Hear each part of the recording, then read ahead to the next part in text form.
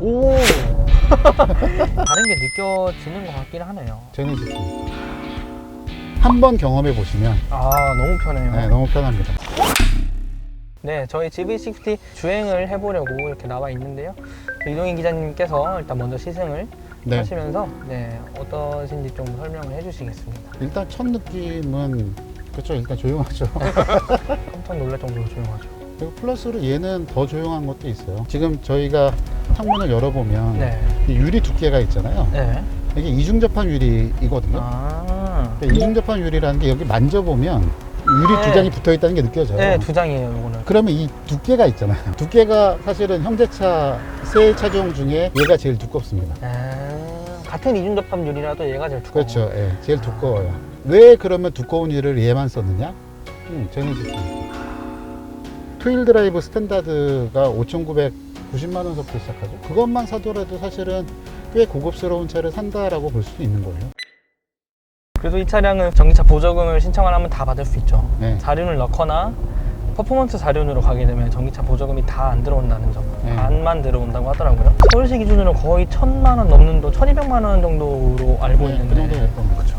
이 차량에 옵션 안 넣고 구매를 한다고 하면은 4,000만 원 후반대 구매가 가능할 것 같고 개인적인 생각입니다만은 첨단 사양들을 어차피 타실 거라 그러면 저는 가능한 한 경험해 보시라고 권해드려요. 특히 고속도로 주행 보조 같은 경우는 한번 경험해 보시면 아 너무 편해요. 네, 너무 편합니다. 이 차가 제네시스라서 더 그런 것 같은 느낌이 드는 게 저는 그냥 현대자동차에 들어있는 HDA를 사용을 해보고 네. 이 차에 드라이빙 어시스턴트 2로 들어가 있는 그 기능까지 사용을 해보니까 제네시스가 조금 더 고급 브랜드라 그런지 조금 더 잘 잡아준다는 느낌도 있더라고요. 네, 그게 일단 기본적으로는 이제 전방에 달려있는 장거리 레이더가 있고요. 네. 그 다음에 카메라가 있고요. 네. 그리고 HDA2에 들어가면 달라지는 게 전측방에 두 군데에 네. 레이더가 더 들어가요. 아. 그래서 이렇게 광역으로 넓게 잡아주는 것들이 아. 오른쪽 앞에 왼쪽 앞에 거를 더 넓게 보는 거죠. 그러면은 이제 지금 저희가 주행하고 있으면서 예를 들어 오른쪽 앞에 차가 있는데 네. 이 차를 장거리 레이더는 사실은 이렇게 멀리 좁게 찍기 때문에 네. 안 잡혀요, 얘가. 아. 그러니까 얘가 깜빡이 켜고 들어오면은 얘는 못 잡고 있는 거죠. 근데 그런 전측방 레이더가 있으면 걔는 그거를 감지를 해서 네. 끼어드는 차들을 알아서 반응을 해주는 거예요. 지금 이제 스포츠 모드로 바꿨거든요. 네. 운전석에 에르고 모션 시트가 들어가 있어서 네. 사이드 이 볼스터를 딱 잡아주는 게 일단 그거부터 느껴지거든요. 꽤 많이 잡아주더라고요. 얘가 이렇게 좌우에서 좁아드는 거가 처음에 제일 크게 느끼는데 네. 사실은 이 엉덩이 쿠션 부분 있죠. 네. 쿠션 부분도 낮아집니다. 아. 쿠션도 이렇게 봉긋하게 사실 올라와서 그게 쿠션 역할을 하는데 네. 그 부분에 바람이 쓱 빠지면서 아, 그래서 더 폭 들어가는 느낌이 드는 거구나. 그렇죠. 이게 또 다른 얘기를 좀 여쭤보고 싶은 게 내연기관 차를 운전하시다가 만약에 이런 전기차를 택하신다 그러면 좀 이질감을 제일 느낄 만한 부분 중 하나가 변속이 없다는 것 같아요. 네. 내연기관 차의 변속기가 하는 역할을 전기차에서 감속기라는 거가 하는데 간략하게 감속기가 뭔지 조금 설명해 주실 수 있으신가요? 감속기는 사실은 그냥 회전수를 줄이는 거예요. 변속기라고 하는 거는 1단, 2단, 3단, 4단을 여러 단수를 넣어서 하는 거지만 회전수를 줄인다고 하는 거는 결국 토크를 키우는 거죠. 이번에는 제가 주행을 해보고 있는데요. 저도 이제 GV60 퍼포먼스 풀옵션 차량을 한번 시승을 했었는데 서스펜션의 느낌도 이 차가 조금 더 통통?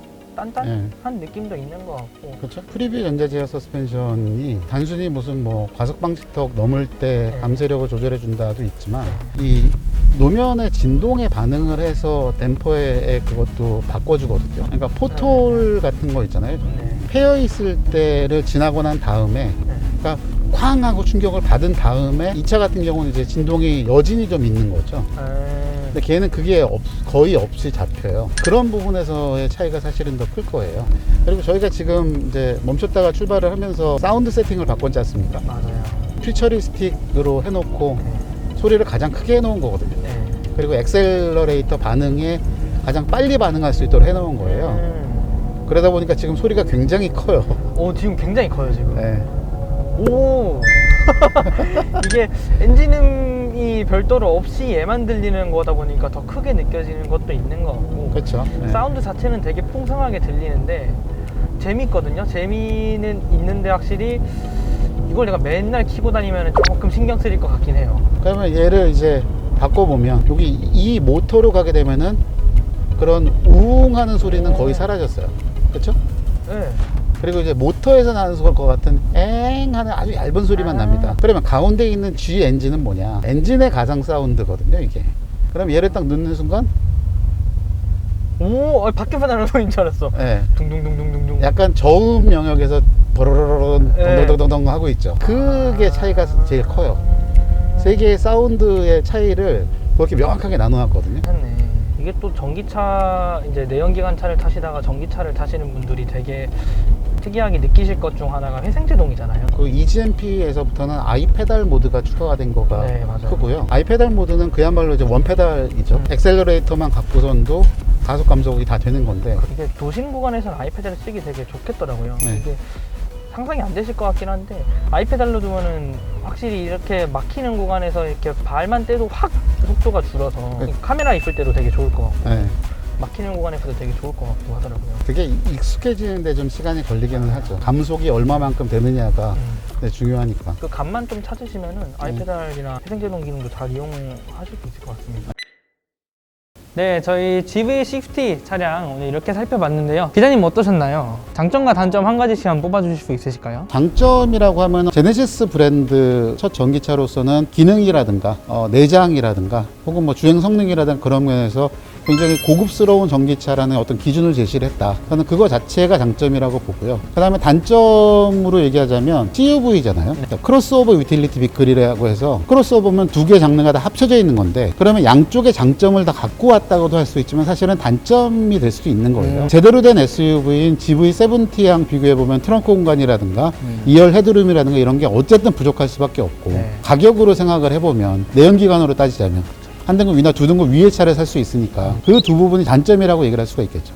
어떻게 보셨어요? 저 같은 경우는 좀 디테일하게 말씀을 드리면 장점 같은 경우는 아이페달 기능을 이용을 해서 내가 적응만 잘 한다면은 막히는 구간 많이 다니시거나 할 때도 피로도를 많이 줄일 수 있겠다? 네, 네. 이제 EGMP 수준수 전기차로서의 장점인 것 같고 단점 같은 경우는 차량 같은 경우는 지금 인테리어 디자인 옵션이 안 들어가 있잖아요. 이제 대시보드나 옆에 가죽으로 보통 덮어지는 부분일 텐데 약간 우레탄 느낌의 재질이 도 조금 위쪽이라든가 대시보드 위에라든가 네, 그런 네. 부분이 조금 아쉬워요. 제네시스면은 기본 옵션이라도 조금 더 고급스럽게 덮어줄 수 있었을 것 같은데 그 부분이 조금은 아쉬운 부분이 저는 디테일하게 좀 네, 있는 것 그렇게 같아요. 생각할 수 있겠네요. 네, 선택의 폭이 넓어졌다는 게 사실은 제일 중요한 것 같아요. 그렇죠. 순수 전기차를 고민하시는 분들 중에서도 작고 고급스러운 차를 원하시는 분들도 계시니 네. 그런 분들이 고를 수 있는 차로 GV60라면 네. 괜찮지 않나 그런 생각이 좀 듭니다. 아, 저도 돈만 있으면 사고 싶습니다.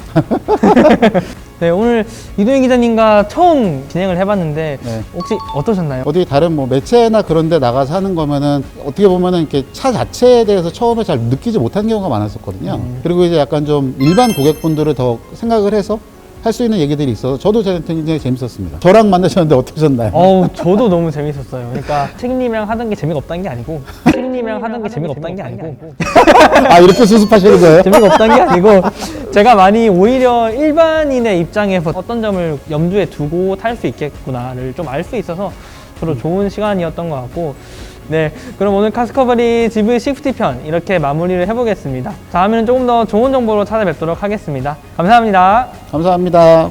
뭐랄까요? 예전이라고 진짜 오늘 계속 이게 옛날 사람 같이 얘기하고 있네 지금.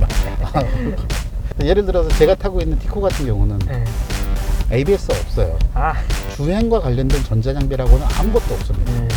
근데 그런 차를 타 보면 저는 재밌죠.